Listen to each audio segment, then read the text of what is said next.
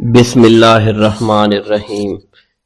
حضرت شیخ عبد القادر جیلانی رحمۃ اللہ علیہ کے والد ماجد حضرت سید ابو صالح کو جنگی دوست کہا جاتا تھا۔ ان کو یہ لقب کیوں پڑا؟ حضرت سید ابو صالح کو جنگ سے بہت زیادہ انس تھا، تبھی آپ کا لقب جنگی دوست ہوا کرتا تھا۔ جنگی دوست فارسی لفظ ہے جس کے معنی جنگ سے انس رکھنے والا ہے۔ آپ نے اپنے زمانہ کے بلند مرتبہ متقی اور پرہیزگار اور موضوع حقیقت سے واقف کار لوگوں میں سے تھے۔ کہتے ہیں کہ ریاضت و مجاہدات کے دوران ایک دفعہ آپ کو تیسرا فاقہ تھا۔ آپ دریا کے کنارے بیٹھے تھے کہ دریا میں ایک سیب بہتا ہوا دکھائی دیا، جسے آپ نے پکڑ کر تناول فرما لیا۔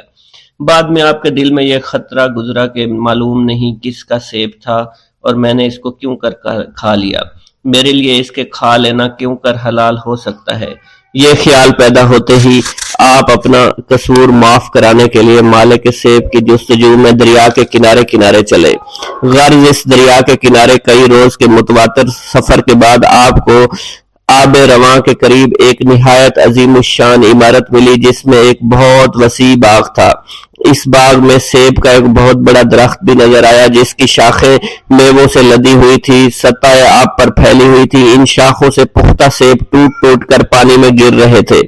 آپ کو یقین ہو گیا کہ جو سیب آپ نے تناول فرمائے ہیں یہ اسی کا درخت ہے۔ چنانچہ آپ نے مالک باغ کے متعلق دریافت کیا۔ تحقیقات کے بعد معلوم ہوا کہ اس باغ و محل کے مالک حضرت سید عبداللہ صومعی رحمۃ اللہ علیہ ہیں۔ آپ ان کی خدمت میں حاضر ہوئے اور سارا ماجرا عرض کر کے معافی کی درخواست طلب کی۔ حضرت عبداللہ تاڑ گئے کہ یہ شخص بندگان خدا میں سے ہے۔ فرمایا 12 برس ہماری خدمت میں رہو تب وہ معاف ہوگا۔ آپ نے بصر و چشم منظور فرما لیا۔ 12 سال کی مدت ختم ہوئی تو حضرت عبداللہ صومعی نے فرمایا ایک خدمت اور ہے، اسے بھی انجام دے لو، تب سے معاف کروں گا۔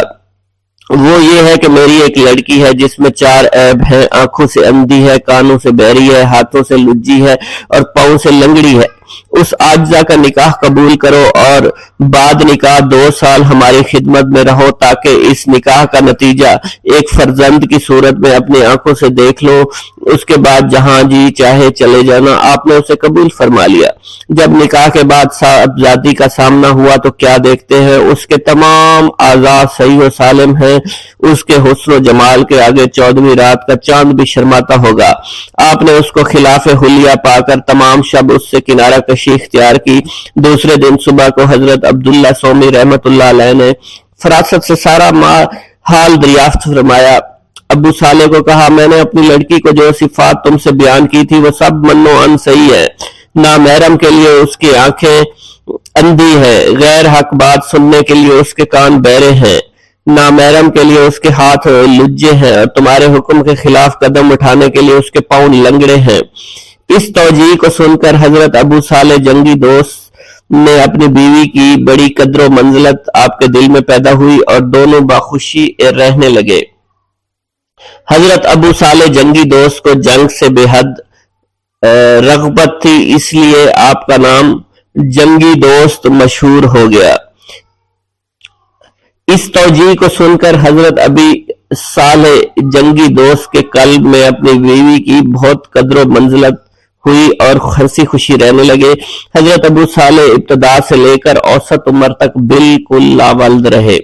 آخری عمر میں آ کر اولاد پیدا ہوئی۔ آپ کی والدہ ماجدہ کی کنیت ام الخیر تھی، لقب ام الجبار، نام فاطمہ تھا۔ سید عبداللہ صومعی کی دختر تھی۔ 60 سال کی عمر میں حضرت شیخ عبد القادر جیلانی آپ کے بطن سے تولد ہوئے۔ بغداد میں رہتے ہوئے بیت اللہ شریف کی زیارت۔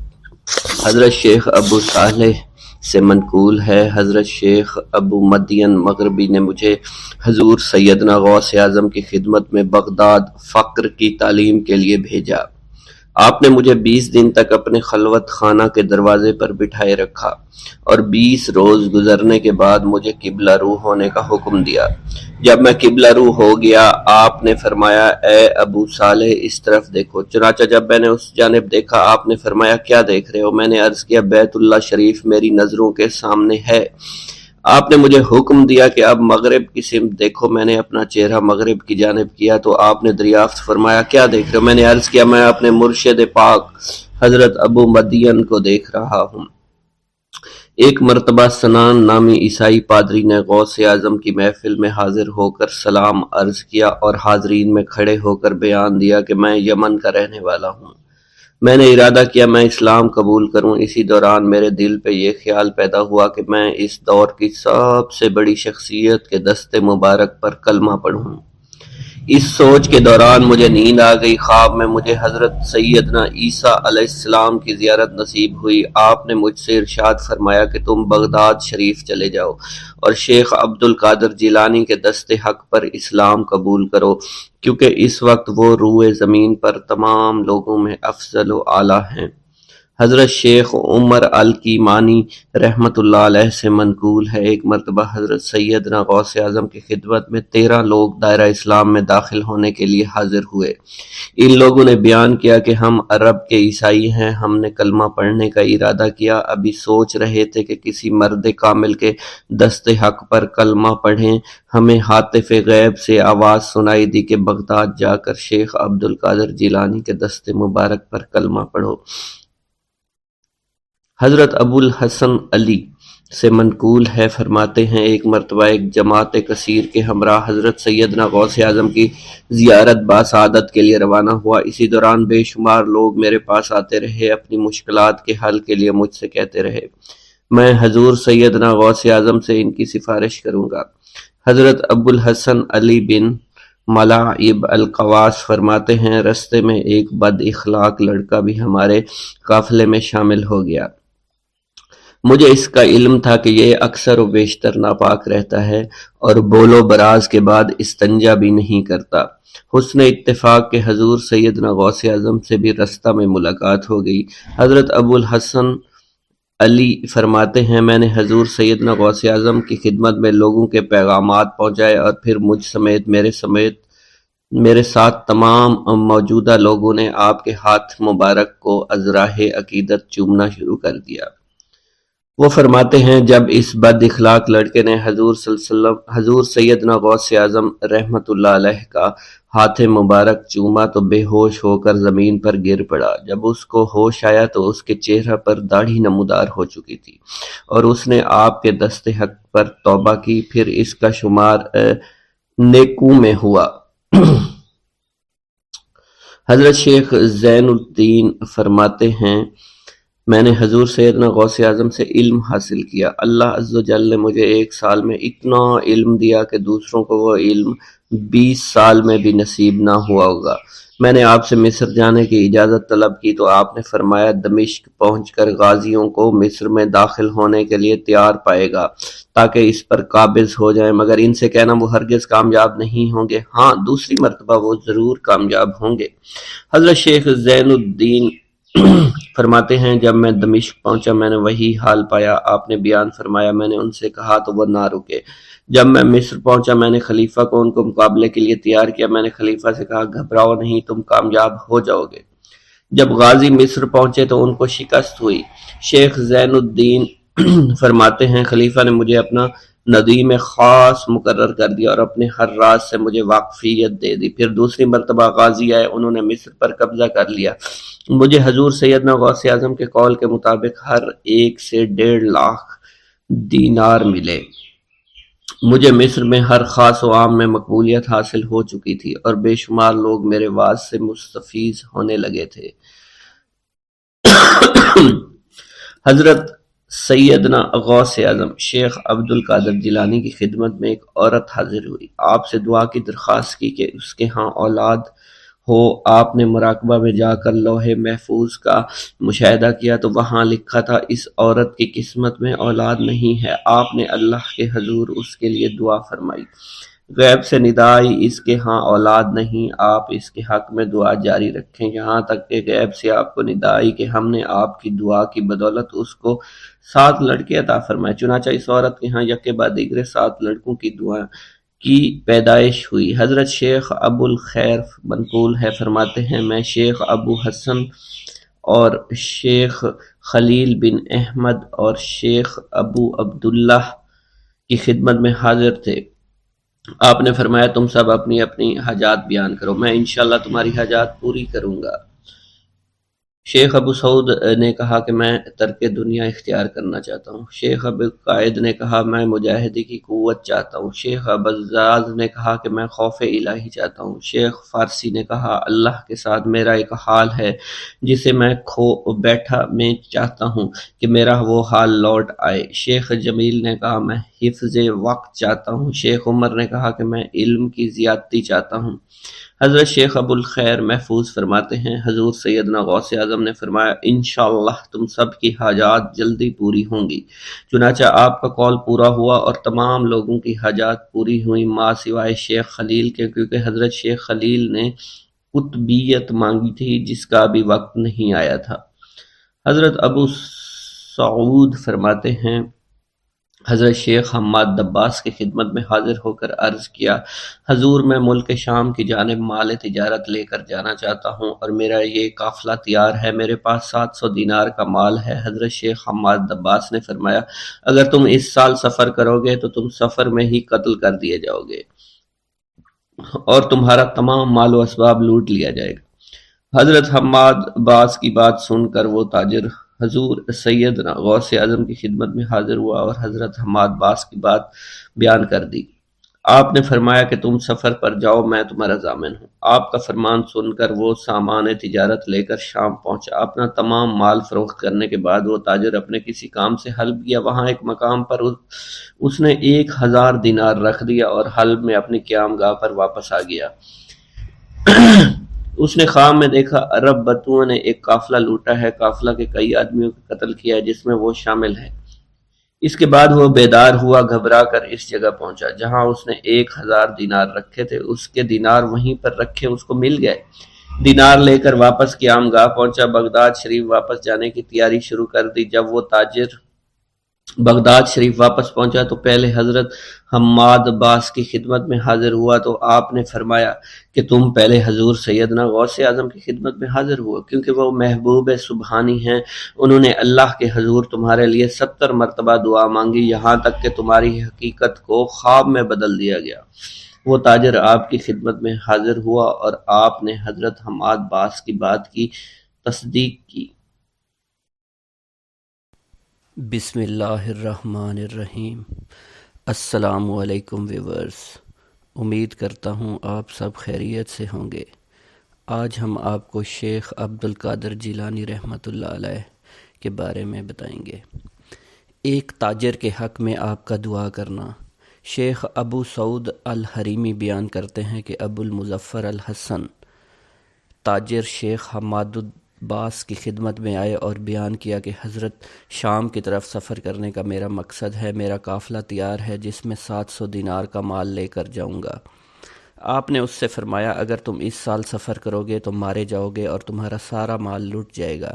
یہ اس وقت عین عالم شباب میں تھے۔ آپ کا یہ قول سن کر نہایت مغموم ہو کر نکلے۔ راستے میں ان کی حضرت شیخ عبد القادر جیلانی سے ملاقات ہو گئی تو انہوں نے حضرت شیخ حماد کا مقولہ آپ سے ذکر کیا۔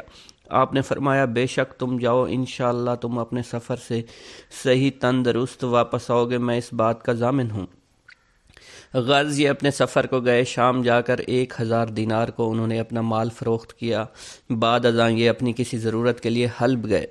وہاں ایک مقام پر انہوں نے اپنے 1000 دینار رکھ دیے اور انہیں بھول کر اپنی جگہ چلے آئے۔ اس وقت انہیں کچھ نیند کا غلبہ معلوم ہوا، اس لیے آتے ہی سو گئے۔ خواب میں دیکھا عرب کے بدوؤں نے ان کا قافلہ لوٹ لیا، قافلہ کے بہت سے لوگوں کو مار ڈالا، خود ان پر بھی وار کر کے ان کو مار ڈالا، جس کا اثر ان کی گردن پر ظاہر تھا، خون بھی اس پر نمایاں تھا، جس کا درد بھی انہیں محسوس ہوا۔ یہ گھبرا کر اٹھے، اسی وقت ان کو اپنے دینار یاد آئے، فوراً دوڑے تو وہاں پر انہیں اپنے دینار ویسے ہی رکھے ہوئے ملے۔ یہ ان کو لوگ لے کر اپنی جگہ پر آئے اور اب انہوں نے یہاں سے کوچ کیا، بغداد واپس آئے۔ جب بغداد آ چکے تو انہیں خیال ہوا کہ پہلے میں شیخ حماد کی خدمت میں حاضر ہوں تو وہ بزرگ کبیر بزرگ ہیں، اگر شیخ عبد القادر کی خدمت میں جاؤں تو وہ بھی اس بات کے مستحق ہیں کیونکہ میرے حق میں ان کا قول صادق آیا ہے۔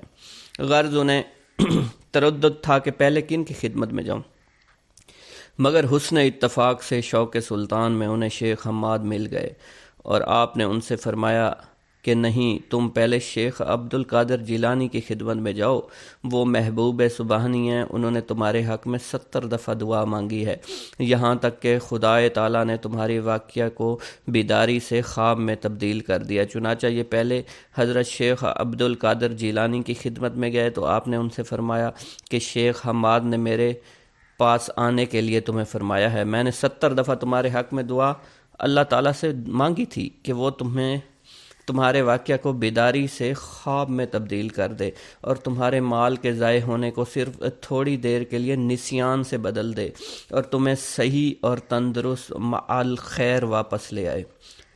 ایک بزرگ کا آپ کے مراتب و مناصب کی خبر دینا۔ شیخ عبداللطیف بیان کرتے ہیں، میں نے اپنے والد ماجد سے سنا، انہوں نے بیان کیا کہ شیخ عزار بن متورع البتائی مجھ سے بیان کرتے ہیں کہ بغداد میں ایک اجمی شریف نوجوان جس کا نام عبد القادر ہے داخل ہوا ہے۔ یہ نوجوان عن قریب نہایت ہیبت، عظمت، جلال، مقامات، کرامات کے ساتھ ظاہر ہوگا اور حال احوال اور درجہ محبت میں سب پر غالب رہے گا۔ تصرفات، کون و فساد اسے سونپ دیا جائے گا، بڑے چھوٹے سب اس کے زیر حکم ہوں گے۔ قدر و منزلت میں اسے قدم راسخ اور معارف حقائق میں ید بیضہ حاصل ہوگا۔ مقام حضرت القدس میں زبان کھول سکے گا، صاحب مراتب و مناصب ہوگا جو کہ اکثر اولیاء سے فوت ہو چکے ہیں۔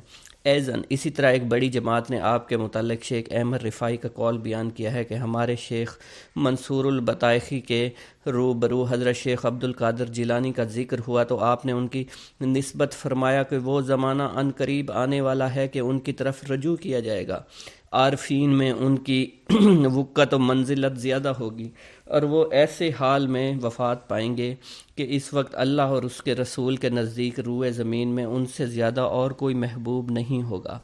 تم میں سے جو کوئی اس وقت تک زندہ رہے تو اسے لازم ہے کہ ان کی عزت و حرمت کو پہچانے، ان کی قدر کرے۔ شیخ محمد بن الخضر بیان کرتے ہیں، میں نے اپنے والد ماجد سے سنا، انہوں نے بیان کیا کہ میں ایک وقت شیخ عبد القادر جیلانی کی خدمت میں حاضر تھا۔ مجھے اس وقت خیال آیا کہ مجھے شیخ احمد رفاعی سے بھی نیاز حاصل کرنا چاہیے۔ مجھے یہ خیال آتے ہی آپ نے فرمایا کہ خضر لو شیخ احمد رفاعی سے ملاقات کرو۔ میں نے آپ کی طرف نظر ڈولائی، مجھے ایک ذی ہیبت بزرگ دکھائی دیے، میں نے اٹھ کر سلام کیا، ان سے مصافحہ کیا۔ انہوں نے مجھ سے پوچھا، خضر، جو شخص کے شیخ عبد القادر جیلانی جیسے اولیاء اللہ کو دیکھ لے تو پھر اسے مجھ جیسے شخص سے ملنے کی کیا آرزو، کیونکہ میں بھی تو آپ کے ہی زیر اثر ہوں۔ اس کے بعد آپ مجھ سے غائب ہو گئے۔ آپ کی وفات کے بعد پھر شیخ موصوف کی خدمت میں حاضر ہوا تو میں نے دیکھا کہ آپ وہی بزرگ ہیں جن کو میں نے آپ کے بازو کے پاس بیٹھا ہوا دیکھا۔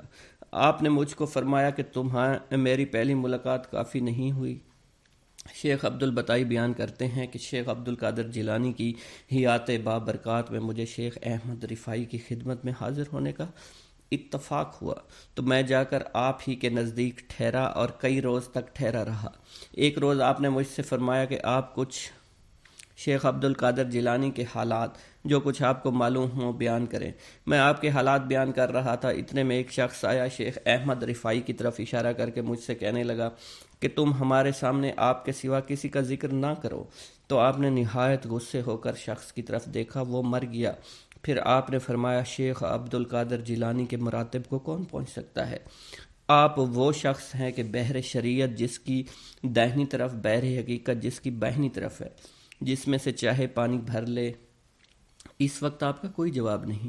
نیز میں نے آپ سے سنا، اس وقت اپنے بھتیجوں شیخ ابراہیم العراب اور ان کے برادران ابو الفرح عبد الرحمن نجم الدین کو اس وقت آپ ایک شخص کو جو بغداد جانے والے تھے رخصت کر رہے تھے۔ اس بات کی وصیت کی جب تم بغداد پہنچو تو شیخ عبد القادر جیلانی سے پہلے اگر آپ زندہ ہوں تو وہ کسی کے پاس نہ جانا، اگر وفات پا گئے ہوں تو آپ کی قبر سے پہلے اور کسی کی زیارت نہ کرنا، کیونکہ آپ کے لیے عہد لیا جا چکا ہے کہ جو صاحب حال بغداد جائے آپ سے ملاقات نہ کرے تو اس کا حال سلب ہو جائے گا۔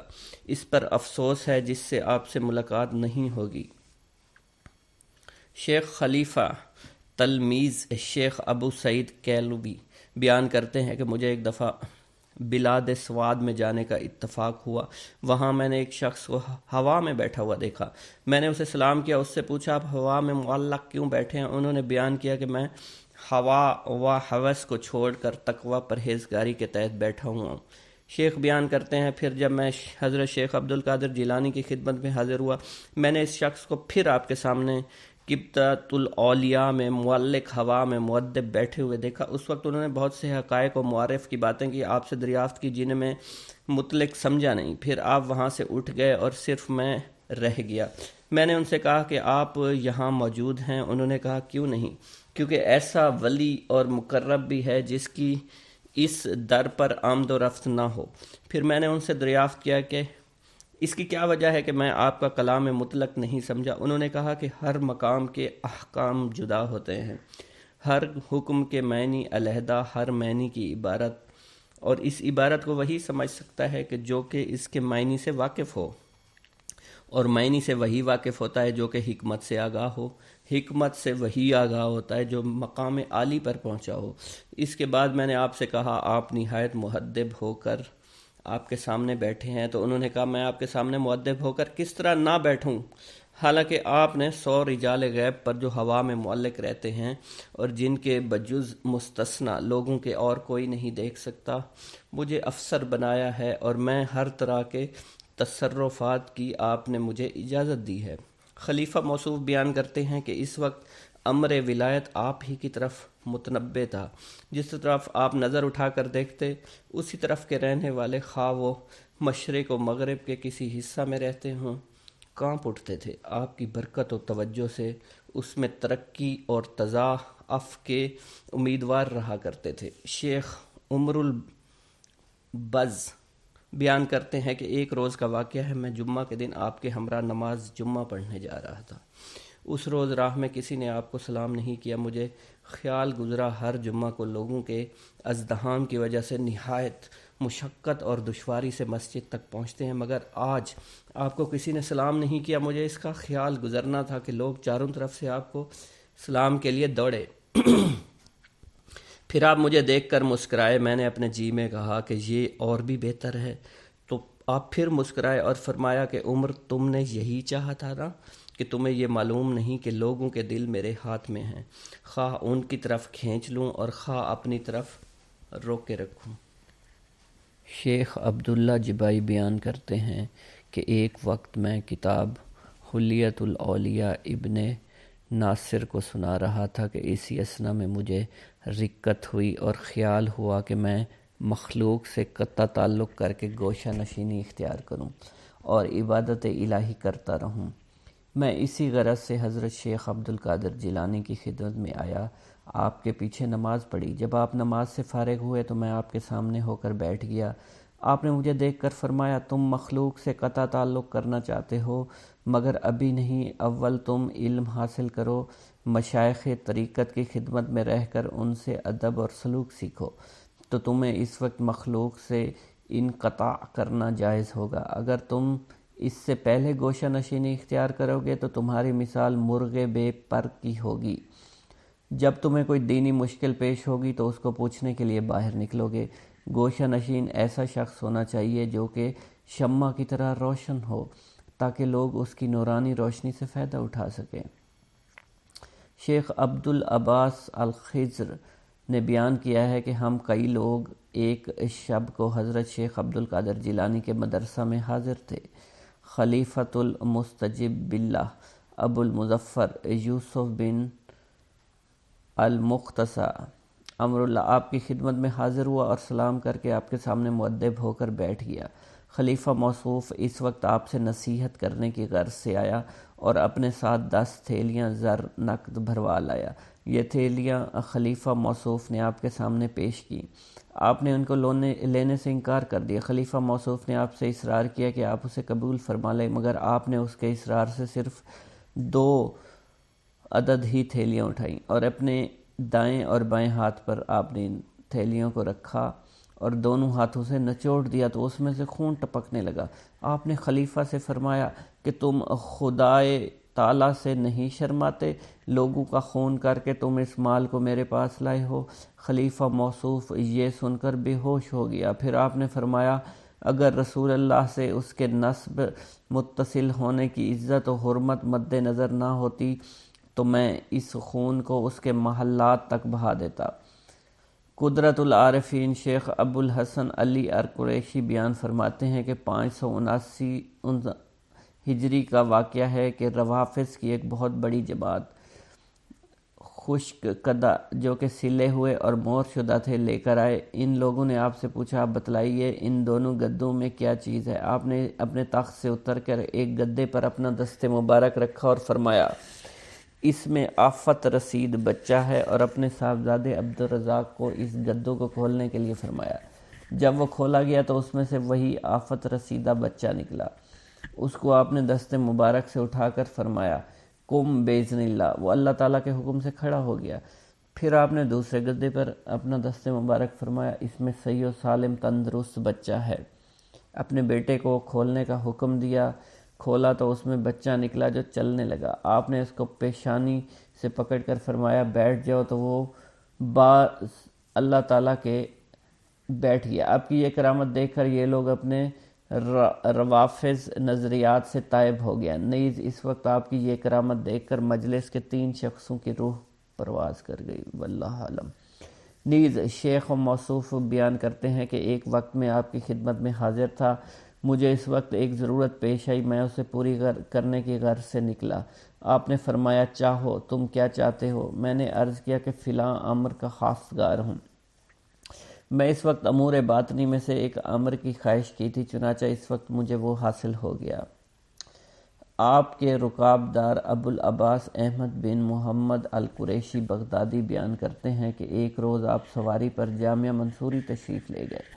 جب آپ وہاں سے واپس آئے آپ نے اپنی چادر اتاری، چادر اتار کر پیشانی پر سے ایک بچھو نکال کر زمین پر ڈالا۔ جب یہ بھاگنے لگا تو آپ نے فرمایا مر جا، تو اسی وقت یہ بچھو مر گیا۔ پھر آپ نے مجھ سے فرمایا اس نے مجھ کو جامعہ حضوری سے یہاں تک 60 مرتبہ کاٹا۔ ایک دفعہ بغداد کی قحط سالی میں آپ سے تنگ دستی فاقہ کشی کی شکایت کی تو آپ نے مجھے قریباً 10-12 سیر گندم دیے اور فرمایا اسے لے جاؤ اور کوٹھے میں بند کر دو، اور صرف ایک طرف سے اس کا منہ کھول کر حسب ضرورت اس میں سے نکال لیا کرو، مگر اسے کبھی دیکھنا مت۔ چنانچہ اس گیہوں کو 5 سال تک کھاتے رہے۔ ایک دفعہ میری زوجہ نے اس کوٹھے کا منہ کھول کر دیکھا اس میں کتنے گیہوں ہیں، تو اس میں جس قدر اول روز دانے ڈالے تھے اتنے ہی معلوم ہوئے۔ پھر یہ گیہوں 7 روز میں ختم ہو گیا۔ میں نے آپ سے اس کا ذکر فرمایا، آپ نے کہا اگر تم اسے نہ دیکھتے تو اسی طرح کھاتے رہتے۔ عمر بن حسین بن خلیل بیان کرتے ہیں کہ میں ایک دفعہ آپ کی خدمت میں حاضر تھا، آپ کے روبرو ہی منہ گھٹے ہوئے بیٹھا تھا۔ اس وقت میں نے قندیل کی طرح ایک روشنی سی دیکھی جو آپ کے دہن مبارک سے 2-3 دفعہ قریب ہو کر واپس ہو گئی۔ میں نے نہایت متعجب ہو کر اپنے جی میں کہا کہ میں لوگوں سے ضرور اس کا ذکر کروں گا۔ آپ نے اسی وقت فرمایا کہ تم خاموش بیٹھے رہو، مجلس کی باتیں امانت ہوا کرتی ہیں۔ پھر میں نے آپ کی وفات تک اس کا ذکر کسی سے بھی نہیں کیا۔ شیخ ابو الحسن بیان کرتے ہیں کہ جب میں شیخ عبد القادر جیلانی رحمۃ اللہ علیہ کی خدمت میں رہ کر آپ سے تحصیل علم کیا کرتا تھا، اس وقت آپ ہی کا کوئی کام کرنے کی غرض سے اکثر اوقات شب بیداری کیا کرتا تھا۔ چنانچہ 553 ہجری کا واقعہ ہے کہ ایک شب کو آپ اپنے دولت خانہ سے باہر تشریف لائے۔ میں آپ کی خدمت میں آفتاب بھر کر لایا، مگر آپ نے انہیں نہیں لیا اور سیدھے آپ مدرسہ میں تشریف لے گئے۔ مدرسے کا دروازہ آپ ہی سے کھلا پھر آپ ہی سے بند ہو گیا۔ آپ باہر نکلے، میں بھی آپ کے پیچھے ہو لیا۔ اس کے بعد آپ بغداد کے دروازے پر پہنچے، یہ دروازہ بھی آپ ہی سے کھلا پھر آپ ہی سے بند ہو گیا۔ اس کے بعد ہم ایک شہر میں پہنچے جسے میں نے کبھی نہیں دیکھا تھا۔ اس میں پہنچ کر آپ ایک مکان میں داخل ہوئے جو کہ آپ کے مسافر خانے سے شبیہ تھا۔ اس مکان پر 6 لوگ تھے، انہوں نے آپ کو سلام کیا، آپ ذرا آگے چلے گئے، اس میں ایک کھمبے کے پاس ٹھہر گیا۔ یہاں سے میں نے نہایت پست آواز سے کسی کرانے کی آوازیں سنی۔ کچھ منٹ بعد یہ آہٹ بند ہو گئی۔ اس کے بعد جہاں سے یہ آہٹ سنائی دیتی تھی ایک شخص اس طرف گیا اور وہاں سے ایک شخص کو کندھے پر اٹھا لایا۔ اس کے بعد ایک اور شخص جس کی مونچھیں دراز تھی، سر برہنہ تھا، آ کر آپ کے سامنے بیٹھ گیا۔ آپ نے اس کو کلمہ شہادت 3 دفعہ پڑھا کر اس کی مونچھیں تراشی، اسے ٹوپی پہنائی اور محمد اس کا نام رکھا، اور فرمایا مجھے حکم ہوا ہے یہ شخص متوفی کا قائم مقام ہوگا۔ ان سب نے کہا بصر و چشم۔ پھر آپ وہاں سے روانہ ہوا۔ ہم تھوڑی دور چلے تھے، بغداد کے دروازے پر پہنچے۔ جس طرح پہلی دفعہ دروازہ کھلا بند ہوا، اسی طرح اب بھی دروازہ کھلا اور بند ہوا۔ اس کے بعد ہم مدرسہ تشریف لے اور مکان میں چلے گئے۔ جب صبح کو میں نے آپ سے سبق پڑھتے بیٹھا ہوا تھا تو میں نے آپ کو قسم دلا کر پوچھا کیا واقعہ تھا؟ آپ نے فرمایا یہ جو شہر تم نے دیکھا یہ نہاون تھا، جو کہ اطراف اور قرب و جوار میں ایک شہر کا نام ہے، اور یہ 6 اشخاص ابدال ونجا میں سے تھے، اور 7ویں شخص جس کی آہٹ سنائی دیتی تھی یہ بھی انہی میں سے تھے، اور اس وقت وہ وفات پانے والے تھے۔ اس لیے میں ان کے پاس گیا، اور جس شخص کو میں نے کلمہ شہادت پڑھایا وہ نصرانی اور قسطنطنیہ کا رہنے والا شخص تھا۔ مجھے حکم ہوا تھا کہ وہ شخص ان کا قائم مقام ہوگا، اس لیے وہ میرے پاس لایا گیا۔ اس نے اسلام قبول کر لیا، اب وہ ابدال و انجا میں ہے۔ اور جو شخص اپنے کندھے پر ایک شخص کو لایا تھا وہ ابو العباس حضرت خضر علیہ السلام تھے۔ آپ اسے لے کر آئے تھے تاکہ وہ متوفی کا قائم مقام بنایا جا سکے۔ یہ بیان فرمانے کے بعد آپ نے مجھ سے اس بات کا عہد لے لیا کہ میں آپ کی زیست تک اس کا واقعہ بیان نہ کروں، اور فرمایا تم میری زندگی میں کسی راز کو افشا مت کرنا۔ ابو سعید بغدادی بیان کرتے ہیں 537 ہجری کا واقعہ ہے۔ میری ایک دختر مسمات فاطمہ ایک خانہ کی چھت پر گئی تو اسے کوئی جن اٹھا کر لے گیا۔ اس کی ہنوز شادی نہیں ہوئی تھی، 16 برس کا اس کا سن تھا۔ میں نے حضرت شیخ عبد القادر جیلانی کی خدمت میں حاضر ہو کر واقعہ بیان کیا تو آپ نے مجھ سے فرمایا تم بغداد کے محلہ کرخ کے ویرانے میں جا کر 5ویں ٹیلہ کے نزدیک بیٹھ جاؤ، اپنے ارد گرد حصار کھینچ لو۔ حصار کھینچتے وقت بسم اللہ الرحمن الرحیم علی لیلۃ عبد القادر پڑھو۔ جب نصف شب گزرے گی تو تمہارے پاس سے مختلف صورتوں میں جنات کا گزر ہوگا، تم ان میں سے کچھ خوف بالکل مت کھانا۔ پھر صبح کو ایک بہت بڑے لشکر کے ساتھ تمہارے پاس ان کے بادشاہ کا گزر ہوگا، وہ تم سے تمہاری ضروریات دریافت کرے گا، تم ان سے کہنا کہ مجھے عبد القادر جیلانی نے تمہارے پاس بھیجا ہے۔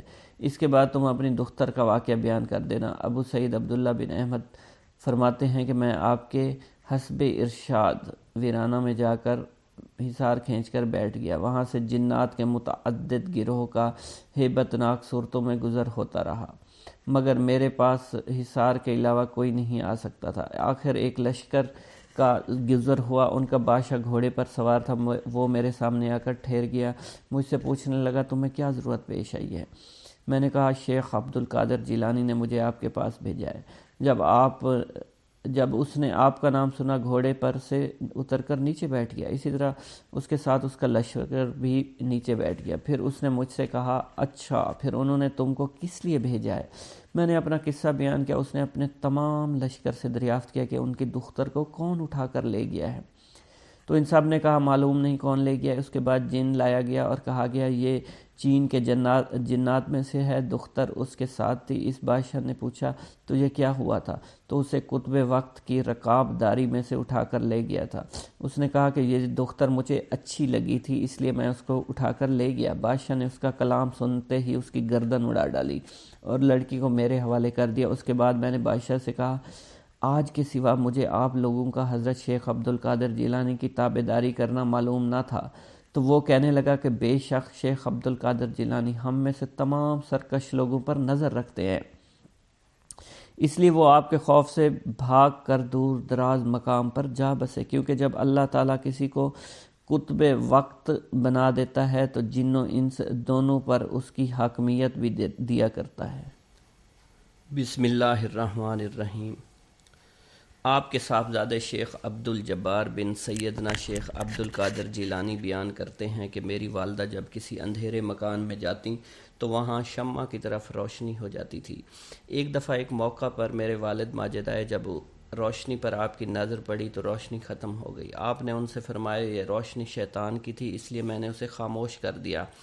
اب میں اسے روشنی رحمانی سے تبدیل کیے دیتا ہوں، اور یہی معاملہ میرا اس کے ساتھ ہے جو کہ میری طرف منسوب ہو، یا خود مجھے جس کا خیال ہو۔ اس کے بعد جب میری والدہ ماجدہ کسی اندھیرے مکان میں جاتی تو وہ روشنی چاند کی روشنی معلوم ہوتی تھی، رضی اللہ عنہ۔ شیخ عبداللہ جبائی بیان کرتے ہیں کہ ہمدان میں ایک شخص سے کہ جس کا نام ظریف تھا میری ملاقات ہوئی۔ یہ شخص دمشق کا رہنے والا تھا۔ اس نے مجھ سے ذکر کیا کہ نیشہ پور کے راستے میں بشر المفرزی سے میری ملاقات ہوئی۔ یہ اونٹوں پر شکر لادے جا رہا تھا۔ انہوں نے مجھ سے بیان کیا کہ ہمیں راستے میں ایک خوفناک بیابان پر اترنے کا اتفاق ہوا، جہاں خوف کی وجہ سے بھائی کے لیے بھائی نہیں ٹھہر سکتا۔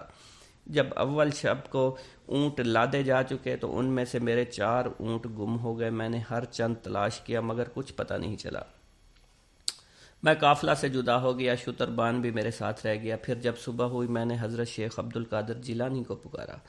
آپ نے مجھ سے فرمایا کہ جب تمہیں کوئی مشکل پیش آئے تو مجھ کو پکارنا، واللہ عالم تمہاری مشکل آسان ہو جائے گی۔ جب میں نے آپ کو پکارا کہ یا شیخ عبد القادر جیلانی، میرے اونٹ نامعلوم کہاں چلے گئے، میں صبح تک انہیں دیکھتا رہا، کہیں پتہ نہ لگا۔ میں قافلہ سے جدا ہو گیا تو اس وقت ایک ٹیلے پر ایک شخص دکھائی دیا جو سفید لباس پہنے ہوا تھا۔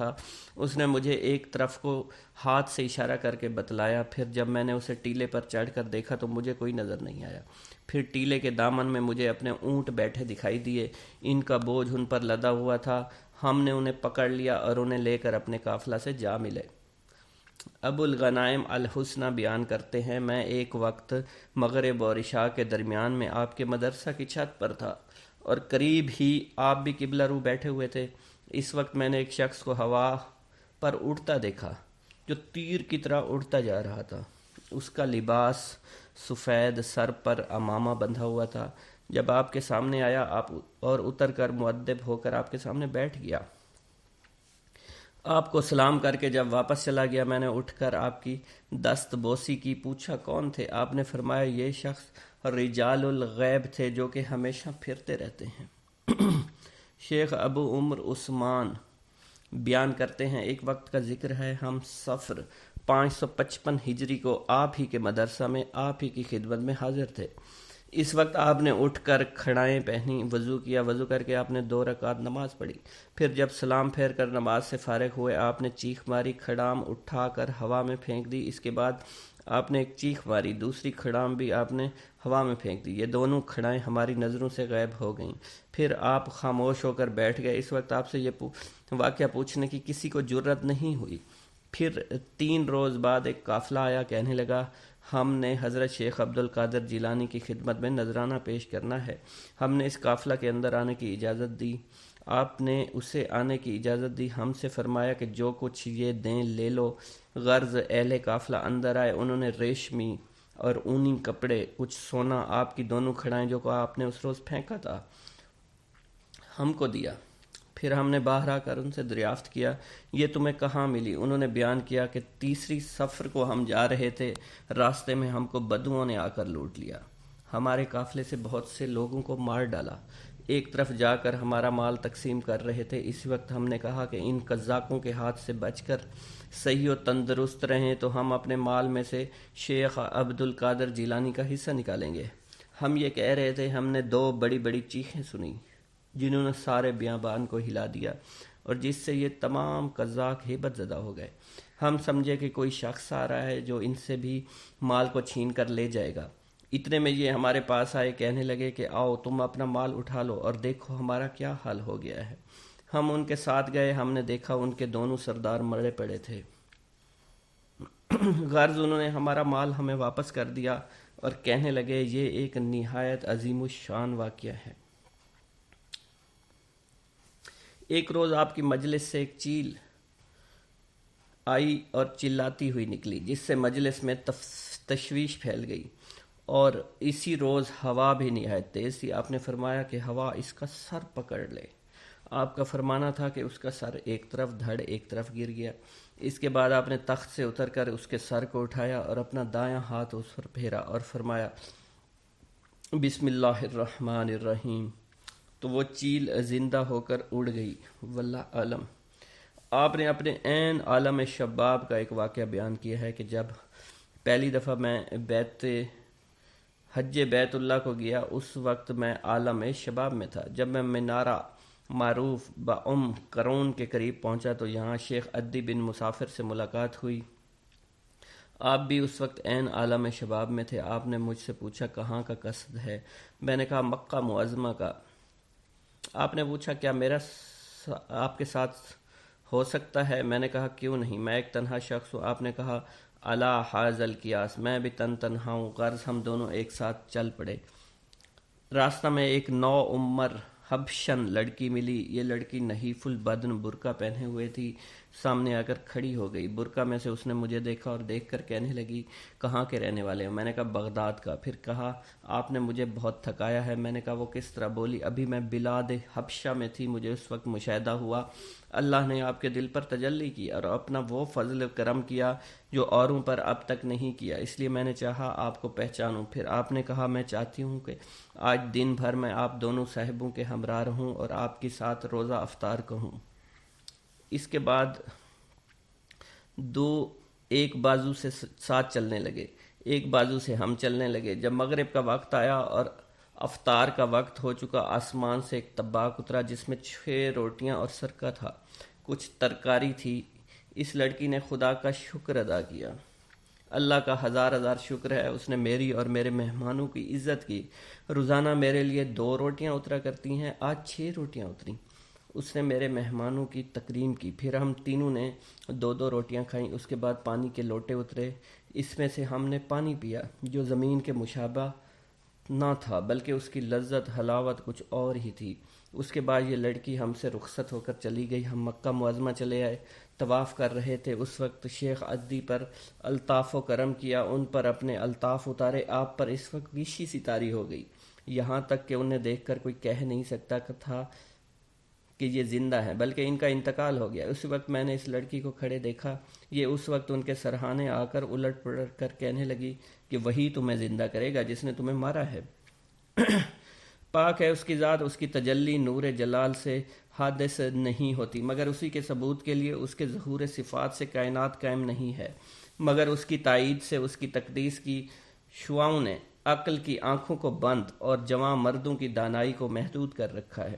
پھر اللہ تعالیٰ نے اس کے بعد مجھ پر الطاف و کرم کی نظر کی اور باطن میں نے دیکھا کہ مجھ سے کوئی کہہ رہا ہے عبد القادر، تجریدی ظاہری کو چھوڑ کر ید اختیار کرو، ہم تمہیں اپنے عجائبات دکھائیں گے، چاہے کہ ہمارے ارادے سے تمہارا ارادہ مشتبہ نہ ہو.